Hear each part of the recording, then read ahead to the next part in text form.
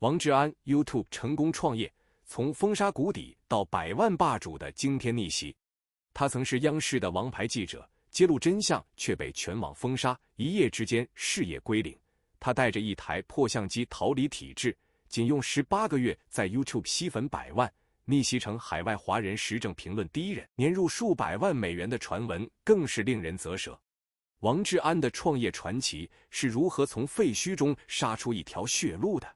王志安这个名字曾在中国新闻界掀起风暴，从央视金牌记者到自媒体顶流，再到被封杀的体制弃子，他的每一步都像一部跌宕起伏的大片。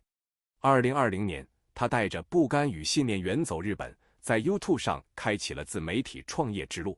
从国内数百万粉丝的辉煌，到海外华人时政评论的霸主，他不仅逆风翻盘，还以专业性和客观性碾压了造谣横行的海外时政圈。这是一个关于坚持、才华与时机的故事，更是一个数字时代草根逆袭的传奇。国内的辉煌与崩塌，从央视金牌到自媒体顶流，王志安的起点堪称耀眼。1968年4月21日，他出生于吉林省吉林市，先后毕业于武汉大学政治系和北京大学历史系，学术底子扎实。1998年，他加入央视新闻调查栏目，成为中国最具影响力的调查记者之一。这档节目以揭露社会阴暗面闻名，而王志安正是其中的灵魂人物。他曾深入腐败窝点，曝光医疗黑幕，甚至直面征地纠纷中的血泪。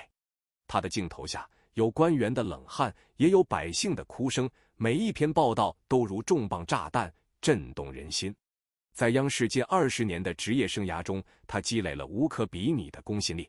观众记得他犀利的提问，同行敬佩他不畏权势的勇气。然而，体制的枷锁逐渐显现。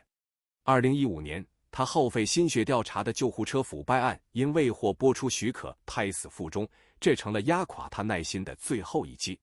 他选择辞职，告别体制内的光环，却并未告别新闻理想。离职后，王志安迅速转型。2017年，他创办网络访谈节目《局面》，以自媒体人的身份卷土重来。《局面》延续了他的调查风格，聚焦社会热点，专访公众人物，从因疫苗问题声名鹊起的家长，到因政策失误家破人亡的普通人，他的镜头总能挖出真相。他的评论一针见血，却不失理性，视频中既有数据支撑，又有现场实录，迅速在微博和微信公众号上爆红。到2019年初，他的微博粉丝突破数百万，成为国内自媒体圈的头部大 V。他曾自嘲：“我不是网红，我只是个讲故事的记者。”但正是这些故事，让他在网络时代站上巅峰。然而，辉煌如流星划过。2019年6月4日，王志安遭遇全网封杀，微博、微信公众号一夜清零，具体原因至今成谜。他曾无奈表示不知道哪里踩了线，但外界猜测，这与他长期揭露体制弊端、触碰敏感议题脱不开干系。封杀如一场风暴，将他的国内事业连根拔起，却也为他推开了通往海外的门。YouTube 的惊天逆袭，18个月100万粉丝的奇迹。被封杀后，王志安移居日本东京，2020年开始筹备 YouTube 频道，并于2022年5月正式上线。他曾坦言，创业初期只是试试看，用一台2手相机在家录制视频，内容延续其调查记者风格，聚焦中国社会问题和国际热点。然而，他的崛起速度堪称奇迹，从2022年5月到2023年11月，仅用18个月，他的订阅者突破100万，单集播放量动辄数十万甚至100万。2022年8月，他发文称订阅者已达30万，仅3个月便迈出第一步。到2023年11月，100万订阅目标达成，他晒出 YouTube 寄发的金牌，笑称1年前吹过的牛实现了。这18个月，他从30万到100万，新增70万粉丝，速度在海外华人自媒体中无人能敌。他的爆火源于专业性与时机的完美碰撞，国内名气的流量核弹。作为央视前记者和局面创始人，他在国内的数百万粉丝为 YouTube 带来了初始流量。封杀虽断了他的后路，却塑造了体制外斗士的形象，许多老观众追随而来，他的名字成了点燃流量的火种。实地调查的硬核杀招。2022年7月，他孤身前往乌克兰，冒着炮火拍摄俄乌战争，成为当时除凤凰网外唯一深入战区的中国大陆记者。他不仅记录了基辅街头的硝烟，还采访流离失所的难民，结合国际数据剖析战争影响。同年9月，他赴东京拍摄安倍晋三国葬，又在福岛核事故遗址走访村民，制作系列专题。这些视频既有现场画面，又有深度分析，远超口头评论的含金量。他曾透露，乌克兰之行花费10几万美元，广告分成却只有几千美元，但他咬牙坚持，亏钱也要做，品质是命根子。中立立场的稀缺王牌。在海外华人时政圈，反共大 V 们靠造谣和听床、阴谋论博眼球，比如某领导人已死，胡锦涛被架走是政变，却漏洞百出，观众信任崩塌。王志安则不同，他避免极端反共，以事实为基调剖析问题。例如，在胡鑫宇事件中，他质疑官方携带自缢的说法，却未附和阴谋论，而是呼吁更多调查。这种理性姿态如一股清流，迅速赢得信任。高效运营的流量密码。他组建小团队，雇佣剪辑师和翻译员，将视频配上中、英、日文字幕，覆盖美国、加拿大、日本等地的华人观众。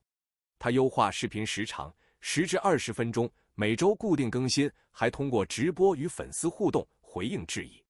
他的选题紧扣热点，如台湾选举、福岛核废水排放，既有国际视野，又有华人视角，流量如火箭般蹿升。收入揭秘，年入数百万美元的真相。王志安的 YouTube 事业不仅带来了影响力，还带来了惊人回报。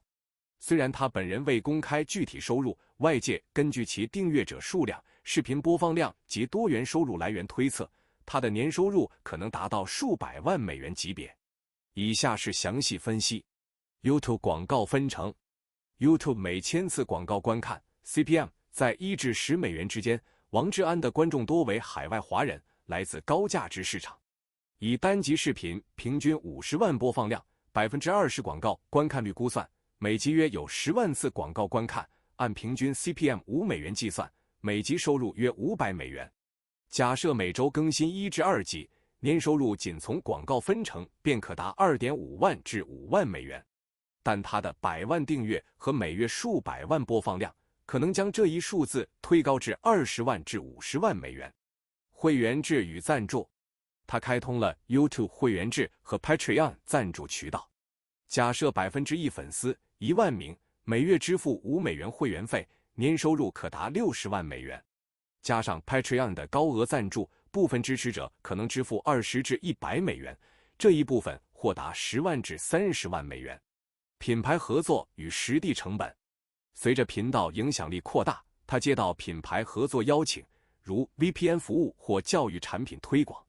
以100万订阅级别的行情，每条广告费可能在数千至数万美元，年收入或达50万至100万美元。不过，他的实地报道成本高昂，如乌克兰之行花费10几万美元，初期利润被压缩，但他曾表示流量起来后自然回本。综合估算，王志安的年收入可能在100万至300万美元之间，与数百万美元的传闻吻合。这一数字虽未获官方证实，但与同级别 YouTuber 如100万订阅的 Nate O'Brien 年入44万美元相比，他的多元化和高流量使其收入上限更高。他从亏的底儿掉到如今的财富自由，堪称创业奇迹。成功背后的对比与阴影。王志安的崛起与海外时政圈的乱象形成鲜明对比。那些靠听床吃饭的大 V， 如文昭、江峰，靠未经证实的小道消息吸引观众，粉丝增长停滞。而王志安以专业性碾压对手，被誉为海外华人时政评论第一人。然而，成功并非毫无瑕疵。2024年，他在台湾报道选举时因模仿身障人士引发争议，被禁入境5年。他虽道歉并澄清针对选举作秀，仍让部分观众质疑其底线。更大的风暴发生在2025年初，他与前妻李婷的矛盾公开化。王志安要逼死我，他要逼死我。他说，他说我滚，滚！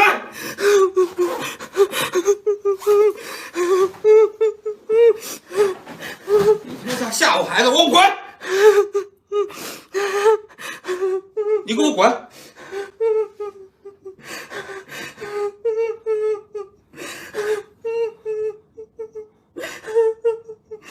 从我家滚出去，听到了吗？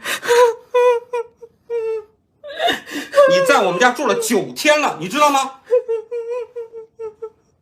是你说的，滚！你说的，你把你的家的钥匙给我的。你给我滚！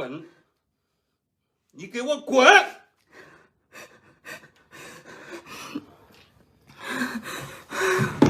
李听，原名大脸，称在小兄上，是中国科学院博士，曾是科普大 V，两人育有一女。2019年10月离婚。2025年，李听发布《恐怖前妻》系列，控诉王志安产后家暴、掐脖撞头，支付4200元低额抚养费，逼他放弃事业。他还爆料，王志安承诺不再婚育，却迅速再婚生子，并试图争夺抚养权。王志安反驳称家暴指控夸大，离婚系协商，抚养费按协议支付，暗示李听炒作。这场争执让他的道德形象蒙尘，但频道流量未减，显示其内容吸引力依然如铁。结语：传奇未完待续。王志安的 YouTube 创业，从国内封杀的谷底到海外100万粉丝的巅峰，仅用18个月完成惊天逆袭。他以专业性填补海外时政圈的空白，年入数百万美元的传闻映衬了他的商业成功。2025年4月，他的频道仍势头不减，下一目标是1000万订阅的钻石牌。然而，私生活争议如阴影笼罩，他能否守住第一人的宝座，或许取决于如何在风波中坚守初心。这位从体制废墟中杀出的斗士，究竟还能走多远？你觉得他的传奇会如何续写？不过以后我会严谨一些，应该说他来日本以后确实没有像在国内那样家暴过，但是按照日本的定义，他还是存在家庭内暴力行为，而且被孩子看到，并且告诉了警方和区域所。